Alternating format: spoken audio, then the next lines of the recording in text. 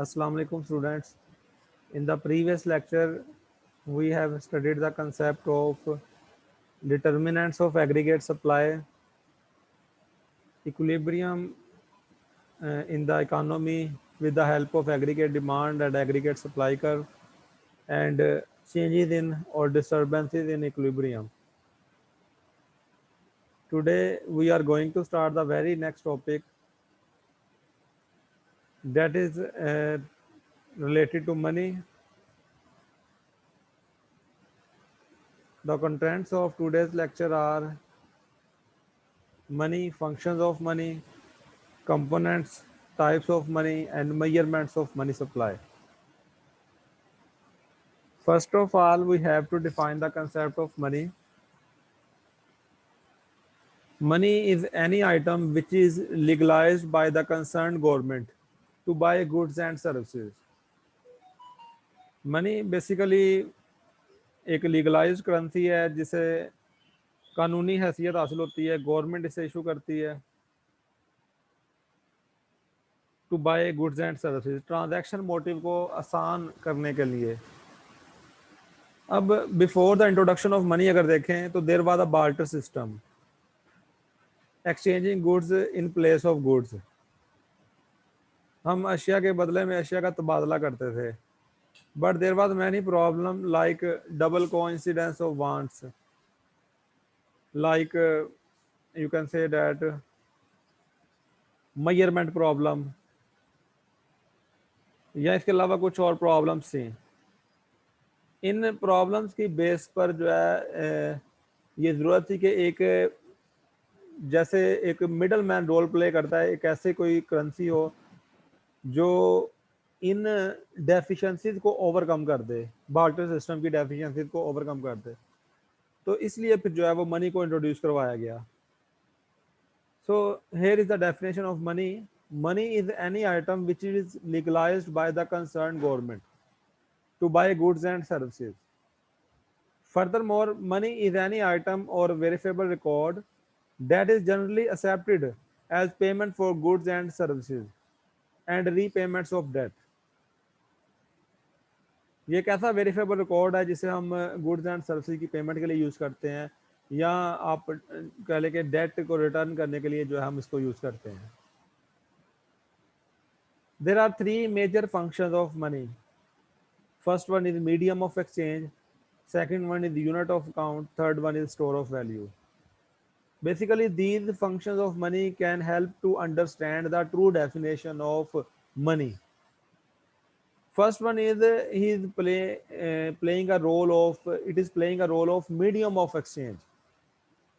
Money जो है वो मीडियम ऑफ एक्सचेंज का रोल प्ले करता है. जैसे हमने कोई गुड्स एंड सर्विसेज परचेज करनी होती है, हम डायरेक्ट इंडस्ट्री से तो नहीं परचेज करते. जैसे शॉपकीपर वो अंदर मिडल मैन का रोल प्ले करते हैं ना, इसी तरह मनी जो है वो गुड्स एंड सर्विसेज को बाय करने के लिए जो है वो रोल प्ले करते हैं, अपना मीडियम ऑफ एक्सचेंज का रोल प्ले करते हैं. जैसे अगर बार्टर सिस्टम की डेफिशिएंसीज को देखें तो बार्टर सिस्टम की एक मेजर डेफिशिएंसी थी डबल कोइंसिडेंस ऑफ वांट. मैं आपको एक एग्जांपल के जरिए एक्सप्लेन करता हूँ कि ये डबल कोइंसिडेंस ऑफ वांट्स क्या थी. अब देखिए, मेरे पास वीट है, मैं वीट देकर उसके बदले में क्लॉथ चाहता हूँ. अब एक शख्स जिसके पास क्लॉथ है वो क्लॉथ देने को तैयार है, लेकिन उसे क्लॉथ के बदले में जो है वो राइस चाहिए. मेरे पास राइस नहीं है. This is double coincidence of wants. अब by the using of medium of exchange as a money, money को as a medium of exchange करने से ये प्रॉब्लम सॉल्व हो गई. मैंने जो है वो वीट सेल कर दी, उसके बदले में पैसे ले लिए. उन पैसों से जाकर मैंने उसे क्लॉथ परचेज कर लिया, उसने उस पैसों से फिर राइस परचेज कर लिया. अब जो वो बार्टर सिस्टम की जो मेजर प्रॉब्लम थी डबल कोइंसिडेंस ऑफ वांट्स, वो सोल्व हो गई, और इसी तरह मेजरमेंट प्रॉब्लम भी सोल्व हो गई. So first major function of money is medium of exchange, and second one is unit of account. Money जो है वो मेजरेबल यूनिट्स है, यूनिट ऑफ अकाउंट है. जैसे करेंसी है रुपीस, ये मेजरेबल है. डॉलर है, पाउंड है, ये एक मेजरेबल यूनिट है. Third one is store of value. हम इसे स्टोर कर सकते हैं मनी को. इससे पहले जो फूड आइटम्स वगैरह कोई थी, ठीक है, तो हम उसे स्टोर नहीं कर सकते थे, गल सड़ जाने का खतरा था या खराब हो जाती थी या वेरियस प्रॉब्लम्स। तो मनी का एक ये फंक्शन है कि आप इसे स्टोर कर सकते हैं। So these are the three functions of money, by them we can understand the true definition of money.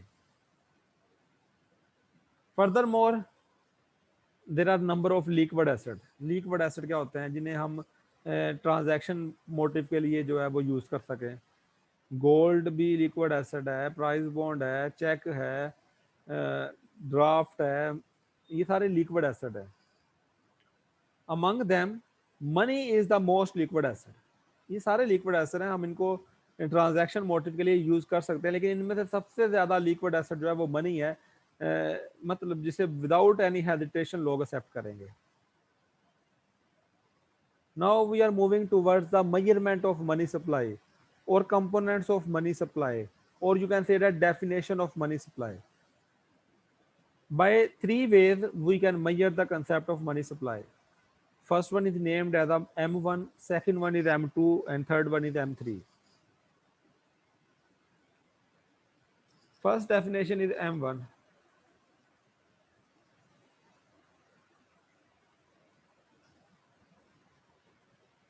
M1 में जो चीज़ें शामिल है वो हैं currency in circulation plus checkable deposits और डिमांड डिपॉजिट्स भी कह सकते हैं उन्हें।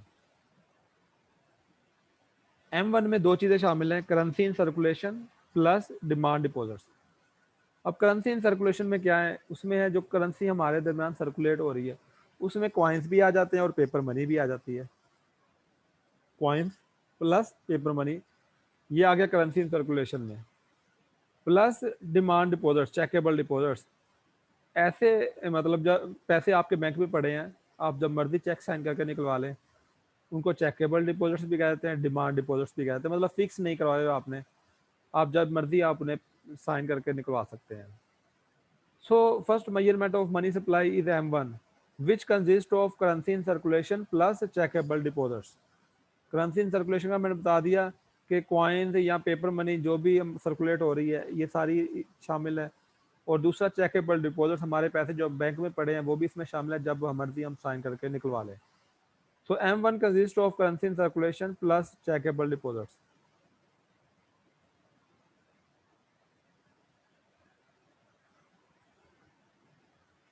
Next is M2। यहाँ पे काफ़ी एलेबोरेट किया गया है, मैं इन शॉर्ट में और इन सिंपल वे में आपको एक्सप्लेन करूँगा। जैसे मैं एक्सप्लेन करूँगा आप वैसे भी जो है वो सब कर सकते हैं। M2 is equal to M1। M1 में वो दोनों चीज़ें आ गई, currency circulation plus checkable deposit. In addition there is a short term time deposits. अब हमने इसमें क्या तीसरी चीज़ शामिल की है, M1 के अलावा शामिल किया है short term time deposits. Short term time deposits क्या है, मैं आपको एग्जांपल देता हूँ। जैसे आप बैंक में आपके पैसे पड़े हुए हैं, आप जाते हैं तो वो बैंक मैनेजर आपको कहता है कि आपके पैसे पड़े रहते हैं, आप क्यों ना ये सर्टिफिकेट्स हैं कुछ, इनकी मैच्योरिटी 3 मंथ है, ये आप परचेज कर लें, 3 माह बाद आपके अकाउंट में पैसे आ जाएंगे। 3 माह के लिए आप सर्टिफिकेट परचेज कर लें, 3 माह बाद पैसे प्लस इंटरेस्ट रेट आ जाएगा आपके अकाउंट में, और इस पर रिलेटिवली वो ज़्यादा इंटरेस्ट रेट आपको ऑफर करेगा। मतलब रूटीन वाइज इंटरेस्ट रेट जो है वो 7% चल रहा है, वो आपको कहेगा मैं आपको 10% इस पे दूंगा 3 मंथ वाले पे। और अगर आप 6 मंथ मेच्योरिटी वाला परचेज कर लें सर्टिफिकेट्स, तो वो आपको जो है वो 12% देते हैं, और अगर आप 9 मंथ वाला कर लेते हो तो आपको 15% इंटरेस्ट रेट ऑफर करते हैं। तो ये शॉर्ट टर्म टाइम डिपॉजिट्स कराते हैं, आप उससे पहले नहीं निकलवा सकते पैसे, अगर निकलवाते हैं तो उस पर कुछ डिडक्शन होगी। तो ये शॉर्ट टर्म टाइम डिपॉजिट्स कहलाते हैं। हम इन्हें निकलवा सकते हैं लेकिन ज़ाहिर है डिडक्शन होगी, इसलिए लोग निकलवाते नहीं हैं, मैच्योरिटी पे ही निकलवाते हैं। तो ये क्या कहलाते हैं, short term time deposit. Usually इनका पीरियड 1 साल से कम तक का होता है। तो अगर इनको भी M1 में शामिल कर दें तो ये M2 बन जाएगा। यहाँ पे एग्जाम्पल मेंशन हो गया, आप देख सकते हैं। Third measurement of money supply is M3। M3 consist of M2। M2 में दोनों चीज़ें आ गई, तीनों चीज़ें आ गई, currency in circulation plus demand deposits plus short term time deposits. अब इन एडिशन M3 में हमने क्या शामिल किया है, लॉन्ग टर्म टाइम डिपॉजिट शामिल कर दिए हैं। मतलब हमने लंबे अरसे तक के लिए फिक्स करवाए होते हैं पैसे। जैसे अगर आप नेशनल सेविंग बैंक में चले जाएं तो आपको नंबर ऑफ स्ट्रेटजीज बताएंगे, नंबर ऑफ सर्टिफिकेट्स बताएंगे, नंबर ऑफ वेज बताएंगे कि आप लॉन्ग टर्म टाइम डिपॉजिट कैसे करवा सकते हैं। बच्चे के नाम पे अकाउंट खुलवा लें, आप हर साल पैसे जमा करवाते हैं, 20 साल के बाद जब बड़ा हो जाएगा इसको पे स्कॉलरशिप मिलना शुरू हो जाएगी एंड सो ऑन। या आप इंश्योरेंस करवा लेते हैं 20-20 साल की, वो इंश्योरेंस में पैसे जमा करवाते रहते हैं, 20 साल बाद आपको 2 गुना 4 गुना 5 गुना मिल जाते हैं। ये सारे एग्जाम्पल है किसी की लॉन्ग टर्म टाइम डिपॉजिट्स की। या बैंक्स में फिक्स करवा देते हैं 20 साल के लिए, 10 साल के लिए। ये सारे एग्जांपल है लॉन्ग टर्म टाइम डिपॉजिट्स की। अगर लॉन्ग टर्म टाइम डिपॉजिट्स को भी M2 में शामिल कर दें तो ये M3 बन जाएगा। So these are the 3 measurements of money supply available. Mostly हम M2 को जो है वो रिसर्च पर्पस के लिए यूज करते हैं इकोनॉमिक्स में। However, these all 3 measurements are available on Economic Survey of Pakistan and can also be used in various purposes. Next is types of money. Here 3 types will be discussed. First one is commodity money. The money which has its intrinsic value is called commodity money, and the money which has no intrinsic value is called fiat money. ऐसी money जिसकी intrinsic value मौजूद हो वो commodity money कहलाती है, और ऐसी money जिसकी इंट्रिंसिक वैल्यू मौजूद ना हो उसको फिट मनी कहते हैं। अब ये इंट्रिंसिक वैल्यू क्या होती है? जैसे एक कॉइन है, सिक्का दांत का बना हुआ है, अगर उस दांत की अपनी मालियत है, मतलब उस पर 5 रुपए लिखा है, उस 5 रुपए से हट के अगर उस दांत की अपनी वैल्यू कोई है तो वो इंट्रिंसिक वैल्यू कहलाएगी, और अगर उस दांत की कोई वैल्यू नहीं है तो वो नॉन इंट्रिंसिक वैल्यू कहलाएगी। जैसे पेपर मनी है, जैसे पेपर मनी है, उस पेपर मनी की, उस पेपर की कोई वैल्यू नहीं है, उस कागज के टुकड़े की कोई वैल्यू नहीं है, तो वो इट मीन्स कि वो फेट मनी है। आप पहले चले जाएं थोड़ा सा पीछे, तो गोल्ड के या सिल्वर के कॉइन यूज होते थे, तो ऑब्वियसली उनकी इंट्रिंसिक वैल्यू थी, तो वो कमोडिटी मनी कहलाते थे। अगर आप आज से भी 2-4 साल पहले चले जाएं तो कॉइन जरा हैवी वाले कॉइन थे, उनकी भी इंट्रिंसिक वैल्यू थी, लोगों ने जो है वो पिघला पिला कर सेल करना शुरू कर दिए थे, या वैसे ही किलो के हिसाब से सेल करना शुरू कर दिए थे, मालियत ज़्यादा बन रही थी, तो वो कमोडिटी मनी थी। अब जो बहुत लाइट वेट कॉइन है उनकी इंट्रिंसिक वैल्यू नहीं है, तो वो फेट मनी में आते हैं जो रिसेंट चल रहे हैं। इसी तरह जो पेपर मनी जितनी भी है वो फेट मनी में आती है, उस पेपर की अपनी कोई वैल्यू नहीं है। So the money which has its intrinsic value is called commodity money, and the money which has no intrinsic value is called fiat money. Clear है? किसी को कोई कंफ्यूजन है तो you are free to ask. Third type of money is legal tender money. Acceptability of paper money is strengthened because government has designated currency as legal tender. जाहिर है currency पे लिखा है कि ये स्टेट बैंक की तरफ से जारी किया गया, मतलब सेंट्रल बैंक आपका इशू कर रहा है, हर कंट्री का सेंट्रल बैंक इशू करता है, गवर्नमेंट के जो है उसको ऑथराइज करती है, डेजिग्नेटेड करेंसी है, तो आप सर उसे। जी बेटा। सर ये क्रिप्टो करेंसी क्यों बैन है पाकिस्तान में? बेटा आप मेरा लेक्चर भी सुन रहे हैं कि नहीं? सुन रहा हूँ सर। बेटा ये फिर ये कंप्लीट हो जाने दो ना, डेफिनेशन कंप्लीट हो जाए फिर मैं आपको क्वेश्चन लेता हूँ। Okay sir. तो लीगलाइज्ड जब हो जाती है, उस पर साइन हो जाते हैं गवर्नमेंट के, स्टेट बैंक गवर्नर के, गवर्नमेंट अथोराइज कर देती है, तो वो एक्सेप्टेबल है, आप उसे इनकार नहीं कर सकते, उसे लीगल हैसियत हासिल है, आप उस करेंसी को रिफ्यूज नहीं कर सकते, उसको रिफ्यूज करना क्राइम्स में आता है। लेकिन उसके आगे 2 टाइप्स हैं, limited legal tender money, unlimited legal tender money. मैं आपको एग्जांपल देता हूं, मैं आपको एग्जांपल देता हूं, जैसे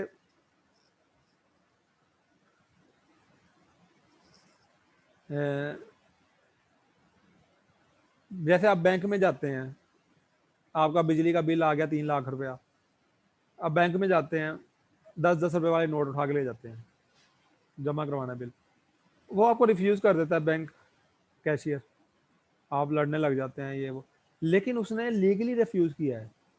उस 10 रुपए का नोट लीगली इश्यूज है, उसको एक्सेप्ट करने से इनकार नहीं किया जा सकता, लेकिन ये लिमिटेड लीगल टेंडर मनी में आता है।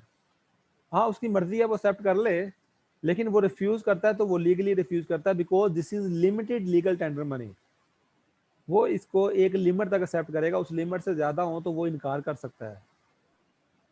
आप मोबाइल फोन परचेज करने जाते हैं 2.5 लाख का आईफोन, वहां पे वो क्वाइन उठा के ले जाते हैं, ये ले क्वाइन गिने बैठ के, वो आपको रिफ्यूज कर सकता है, बिकॉज क्वाइन जो है वो लिमिटेड लीगल टेंडर मनी है। और इसके मुकाबला में 100 का नोट या बड़े नोट जितने भी हैं, 500,000 का नोट, ये सारे अनलिमिटेड लीगल टेंडर मनी कहलाते हैं। मतलब लीगलाइज्ड हैं, लेकिन लिमिटेड और अनलिमिटेड का टैग लग गया है। तो जो छोटे नोट है या कॉइन्स है वो लिमिटेड लीगल टेंडर मनी में आएंगे, बड़े नोट जो है वो अनलिमिटेड लीगल टेंडर मनी में आएंगे। क्लियर होगा पॉइंट ये वाला? यहां तक जो पढ़ा है इसमें कोई क्वेश्चन है आपका तो वो आप मुझसे पूछ सकते हैं। This is the source of this lecture from the book of economics by McConnell, Brew and Flynn, 18th edition, chapter 31, money and banking। जी यहाँ तक कोई क्वेश्चन, किसी को कोई चीज समझ ना आई हो, you are free to ask. जी अब इससे सर हटकर क्वेश्चन था जी, पूछे। लिक्विड एसिड क्या होता है? सॉरी, लिक्विड एसिड ये हमने पढ़ा है, लिक्विड शुरू में एसेट, टर्म जी पढ़ी है। बिल्कुल, जी जी बिल्कुल, जिसे हम फौरी ट्रांजैक्शन मोटिव के लिए यूज कर सके। ये सारे ही, गोल्ड भी लिक्विड एसिड है, प्राइस बॉन्ड भी लिक्विड एसिड है, इन ठीक है, सिल्वर मेटल ये सारे लिक्विड एसिड है, चेक भी लिक्विड एसिड है। लेकिन चेक लेके आ जाए, हम बाज़ बात इनकार कर देते हैं ना, यार मैंने नहीं लेना, आप मुझे कैश दो। ये सारे ही लिक्विड एसिड है, गोल्ड भी एक्सेप्टेबल है, लेकिन उनमें सब में से मोस्ट लिक्विड एसिड जो है वो करेंसी है, जिसे हम इनकार नहीं कर सकते। क्लियर हो गया बेटा? जी सर। क्रिप्टो करेंसी के बारे में बच्चे ने पूछा था अभी। जी बेटा पूछेंगे दोबारा, क्या पूछना चाह रहे हैं? Crypto currency, yes sir, crypto currency क्यों बैन है पाकिस्तान में? क्रिप्टो करेंसी पहले होती क्या है मैं ये थोड़ा सा बताना चाहूँगा। ये बेसिकली एक करेंसी बनाई थी, वेबसाइट है, अब मुझे उसका नाम याद नहीं है, उन्होंने करेंसी बनाई थी। ये इनविजिबल करेंसी है, ये इंटेंजिबल करेंसी है, ठीक है। ये उसमें क्वाइंस दिखाते जरूर हैं, वो ऐसे बने होते हैं, लेकिन दिस इज इंटेंजिबल करेंसी। आप जो है वो बिटकॉइन जो है या क्रिप्टो करेंसी, इनको निकलवा के दिखाएं मुझे, आपके हाथ में पकड़ी हो गई ये बिटकॉइन है, ऐसा नहीं है। ये डिजिटल इनविजिबल है, डिजिटल करेंसी है। अब उन्होंने बनाई, लोगों ने सेल परचेज, पहले तो बस ऐसे ही जो है ना वो आप कह लें कोड़ियों के भाव सेल परचेज होती रही, आहिस्ता आहिस्ता उसकी कीमत बढ़ती गई। मतलब एक कोई परचेज कर रहा है, कोई सेल कर रहा है, वही वेबसाइट उसे हैंडल करती रही है। और इस टाइम वो जो है उसकी मालियत कहाँ से कहाँ पहुँच गई है। कुछ कंट्रीज में ये अलाउ है और कुछ में ये अलाउ नहीं है। पाकिस्तान जिस तरह है, पाकिस्तान में ये अलाउ नहीं है, लेकिन फिर भी लोग उस पर, कुछ लोग ट्रेड इलीगली ट्रेड कर रहे हैं। अब अलाउ ना होने की वजह तो एज सच जो मेरे पॉइंट ऑफ व्यू में है वो ये है कि इसकी जो बाइंग एंड सेलिंग है उसका जीडीपी में कोई कंट्रीब्यूशन नहीं है, उसका कोई जीडीपी में कंट्रीब्यूशन नहीं है, ये कोई प्रोडक्टिव एक्टिविटी नहीं है। इसके बाद और भी करेंसीज बनी है इस तरह की, लेकिन वो इतनी पॉपुलर नहीं हुई जितनी ये हो चुकी है, जितना इसका रेट पहुंच चुका है। सर, अब तो डॉज भी है बिटकॉइन के बाद, मैं हाँ, खुद कर रहा हूँ। और भी है, बहुत सारी हैं। अभी कुछ दिनों पहले भी एक मैंने भी वो पी आई या पाई कुछ आया था, हाँ पी जी आई सर, पाई था। पाई, तो बहुत सारी करेंसीज बनी है, लेकिन ऐसा सच नहीं हुई है। तो पाकिस्तान में जो है वो ये कुछ मैं जिस तरह बताया कि कर रहे हैं लोग, लेकिन इससे लीगलाइज्ड हैसियत हासिल नहीं है। और सर, माइनिंग क्या चीज़ होती है जो माइनिंग करते हैं, माइनिंग मशीन वगैरह लगाते हैं? मशीन का नहीं मुझे पता, ये माइनिंग इसी में ये जो पीआई करेंसी थी इसी में माइनिंग थी, ऐसे ही था ना? हाँ यस जी, सर। माइनिंग होती थी उसी हाँ ऐप में। हाँ, नहीं मुझे ऐसा इस बारे में कोई इन्फॉर्मेशन नहीं है मजीद, ना ही मैंने इस पे कभी काम किया है। सर ये पाई नेटवर्क जो है ये बहुत पुराना है, अभी तक इशू नहीं हो रहा ये नहीं पुराना मार्केट तो में। नहीं है, साल हुआ है मेरा ख्याल है। नहीं सर ये बहुत पहले से चल रहा है, लेकिन अभी जो है ना इसको बहुत 2021 के अंदर लॉन्च करवा फिर ये देंगे है भाई। कि साल पहले एप्लीकेशन लॉन्च हुई होगी कुछ इस तरह है। फिर ये है कि हमें साल पहले ही मतलब सुनने में आया है, उससे पहले का होगा मतलब इस पे कोई। प्ले स्टोर पे नहीं 1 साल सर पहले। ये 2005 की है शायद, लेकिन इसकी ना अब इसको जो फेमस ज्यादा हो गई है अचानक, वो कह रहे थे ना अब जल्द लॉन्च हो जाएगी इसलिए। बस यही वजह होगी हमें, क्योंकि मैंने भी एप्लीकेशन इंस्टॉल की थी फिर मैंने डिलीट भी कर दी। तो सर इस ईयर के लास्ट पे होगी इसको लॉन्च अच्छा करना। अच्छा अच्छा। पहले गूगल पे थी एपीके फाइल, अब प्ले स्टोर पे आ गई, 1 साल पहले आई है। हाँ तो इस तरह की तो अब बहुत ज्यादा करेंसीज होगी क्या? अब इनकी वैल्यूज जो है वो ऊपर जाएंगी आपके ख्याल में? अभी तो सर मार्केट सर में डिप है मार्केट